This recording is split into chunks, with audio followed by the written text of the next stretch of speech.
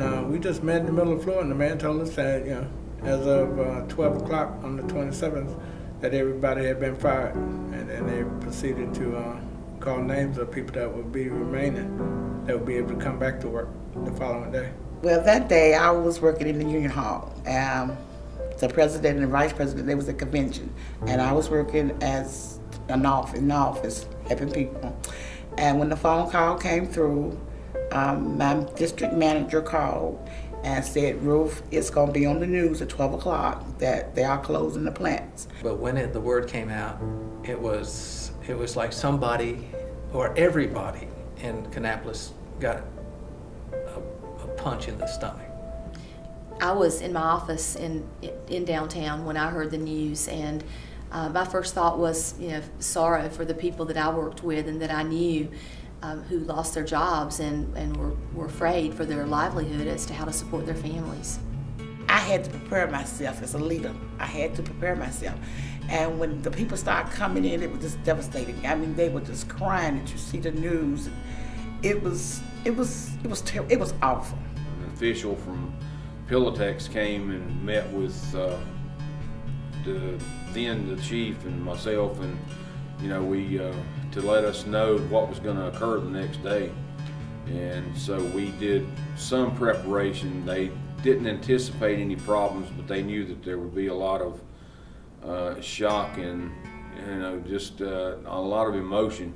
But then the reality sets in when somebody finally tells you, yeah, we're shutting down today, you've got to pack your stuff and go home. Too many people took the mill company for granted. It was a payday, that's all that mattered. It was a payday. Plus, the management. I blame the management. Management had always made a statement that if the union got in, that they would close the plant and close the plant for 6 months and then reopen it if the union got in. But that did not happen, the reopen part. The union came in, and that didn't help the situation either, in my opinion. The shop work, the maintenance, and a lot of that type of stuff within the mill started being outsourced to different companies. And as people were leaving the mill and quitting, just for normal reasons, they were not being replaced. So we saw the number of workers and the number of staff, especially in the shop, starting to go down.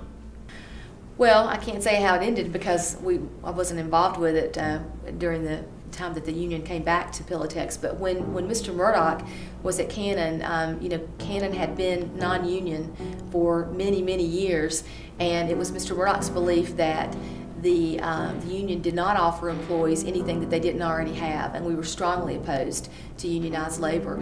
So that whole effort was interesting because Mr. Murdoch actually went into the mills, and I was with him on many of those visits, and actually shook hands with most of the 20,000 employees who worked at Cannon. And he worked all 3 shifts doing that, talking to people, trying to understand what they needed and why they felt they needed to be unionized. But I tell you, the company, they was okay while they was up and running, but they became lackluster.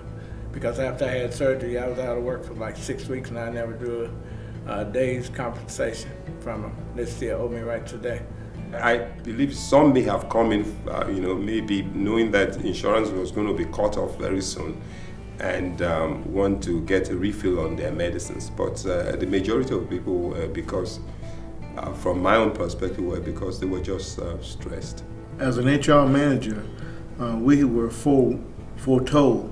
We had a meeting in the main office in Kannapolis, and we were told then that the mill was closing. But we'd had rumors and rumors and rumors. We had just come out of bankruptcy. There were all these hopes that things were going to happen. We had negotiation with the union. There were talk that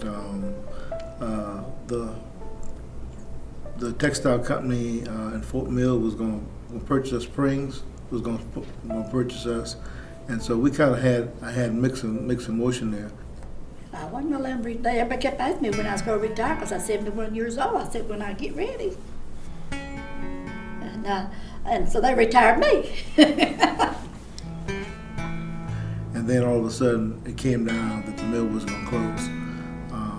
Pretty devastating. And then people came to me and said, I'm not gonna talk to you. I said, why? I said, you told me this was gonna happen. I said, well, this one little girl, I said, did you not see it coming?